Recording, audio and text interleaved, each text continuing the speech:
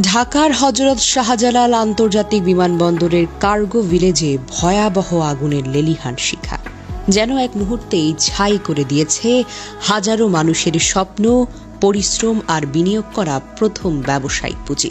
আজ অনেকে একদম পথে বসে গেছে। লাখ লাখ টাকার পণ্য, বছরের পরিশ্রমে গড়া ব্যবসা সবকিছুই যেন এক মুহূর্তেই শেষ। অনেকের জন্য এটি মাথার উপর থেকে ছিনিয়ে নেওয়া জীবন। কার্গো ভিলেজ যে জায়গাটি দেশের সবচেয়ে সুরক্ষিত স্থানের একটি, সেখানে প্রবেশ করতে হয় একাধিক নিরাপত্তা স্তর পেরিয়ে।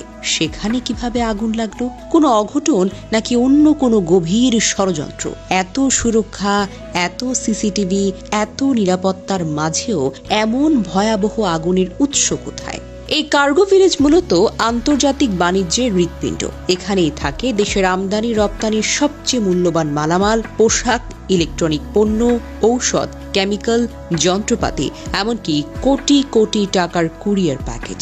প্রতিদিন এখান দিয়ে দেশ ছাড়ে হাজার হাজার রপ্তানি পণ্য, আর ঢোকে বিদেশ থেকে আসা ব্যবসায়িক চালান। অর্থাৎ কার্গো ভিলেজে আগুন মানে শুধু ভবন নয়, দেশের অর্থনীতির বুকের উপর আগুন। International air express association of বাংলাদেশের সভাপতি কবির আহমেদ বলেছেন, $বিলিয়ন বেশি ক্ষয়ক্ষতি হবে বলে আমরা ধারণা করেছি। এয়ার এক্সপ্রেস ইউনিট পুরোপুরি পড়ে গেছে। আরেকজন C&F কর্মচারীর কণ্ঠ কেঁপে উঠেছে।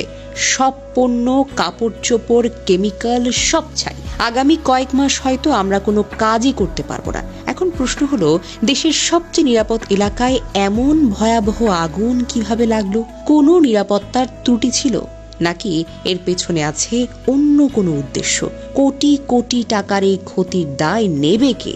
যাদের ঘরে আজ কোনো খাবার নেই, ব্যবসা শেষ, তাদের পাশে কে দাঁড়াবে? এ আগুন শুধু কার্গো ভিলেজকে পুড়িয়ে দেয়নি, এটি পুড়িয়ে দিয়েছে অসংখ্য স্বপ্ন, ঘাম আর বিশ্বাসের ভিত্তি। প্রশ্ন এখন একটাই, এই আগুনের প্রকৃত কারণ জানতে কি পারবে রাষ্ট্র, নাকি সব আগের মতোই তদন্ত চলছে এই শব্দের মাধ্যমে শেষ হয়ে যাবে?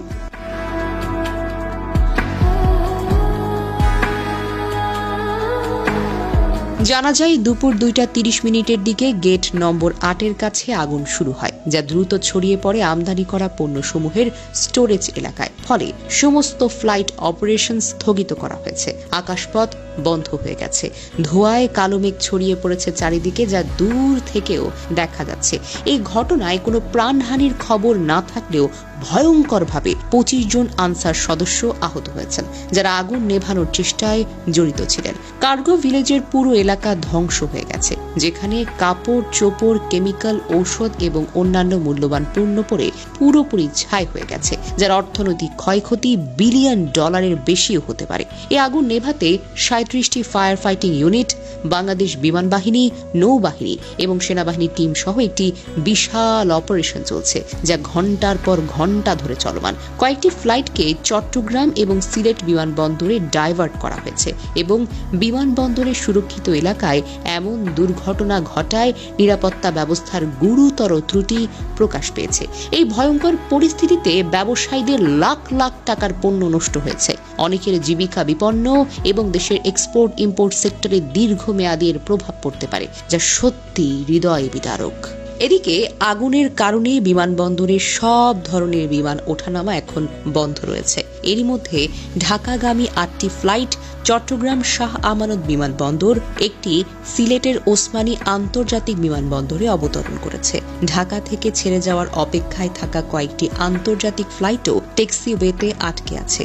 এখন পর্যন্ত ফ্লাইট রেডারে শাহজালাল বিমানবন্দরে বন্ধ দেখাচ্ছে বিমান চলাচল। তবে বিমানবন্দর কর্তৃপক্ষ জানিয়েছে, যাত্রীদের নিরাপত্তাকে সর্বোচ্চ গুরুত্ব দেওয়া হচ্ছে। কার্গো ভিলেজ এলাকার আগুন পুরোপুরি নিয়ন্ত্রণে আসার পর স্বাভাবিক ফ্লাইট চলাচল পুনরায় শুরু হবে।